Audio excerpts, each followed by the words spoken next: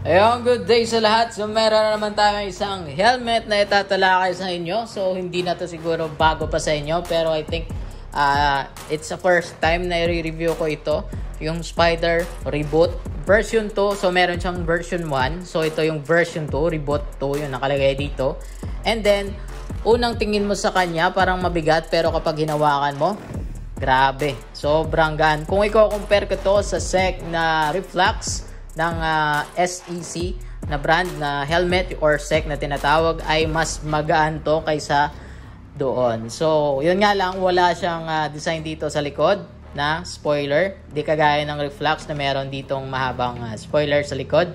Pero kung naghahanap ka ng helmet na sobrang gaan, chill ride, pang city ride, ito yung re-recommend ko kasi nga napakagaan. Yung bigat niya ay nasa 1,200 grams, tapos ay CC na ECER 22.05.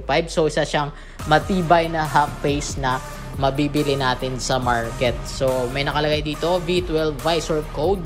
Ayan, tapos EPS liner, scratch resistant polycarbonate as usual, yung mga visor ng Spider, removable and washable lining. So tignan natin yung kanyang lining sa loob. Ayan, sobrang gaan. And then yung kinaibahan nito ay may parang classic type dito na strap hanggang leeg, no? So napakaganda, medyo malapa dito yung kanyang strap.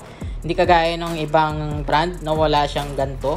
Napakaganda. And then yung kanyang mga foam, ayan, sulit na sulit sa halagang 3,000 plus.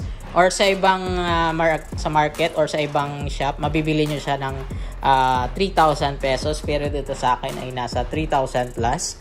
Ayan, napakamura. And then everyday tayo dito ay merong discount. So sa nakakapanood ng video natin, punta lang kayo dito sa shop kung malapit kayo dito sa shop namin, dito sa Iloilo na Park. Araw-araw po tayo, meron tayong discount dito. So the more you buy, the more you save, the more kayong makaka-discount, no? So ito yung strap niya, quick release. And then napakaganda ng foam niya kahit half face. And then pwede mo tong lagyan ng intercom. So intercom ready po to. May space dito kung gusto nyong lagyan ng intercom, left and right. So taas natin.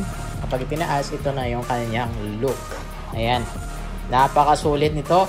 Kung naghahanap ka ng helmet na medyo classic type na hindi mainit sa ulo, isa itong marerecommend ko. Or first time mo nag-helmet, pwede mo munang itry ang gantong klase na helmet, no? So kompleto na to. So kung nagtatanong ka kung LTO certified ba siya or pwede ba siyang gamitin on highway, yes, pwede po to.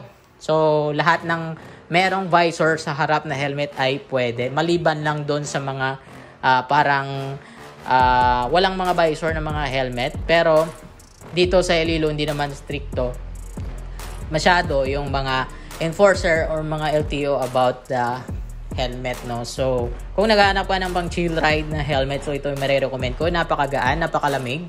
And then kung gusto mo naman classic type, pwede to makonsider as classic helmet, no? So yun lang siguro sa video na to. At least nalaman nyo kung ano yung meron dito sa Spider Reboot. At napakagaan ng helmet na to. So yun lang sa video na to. Peace.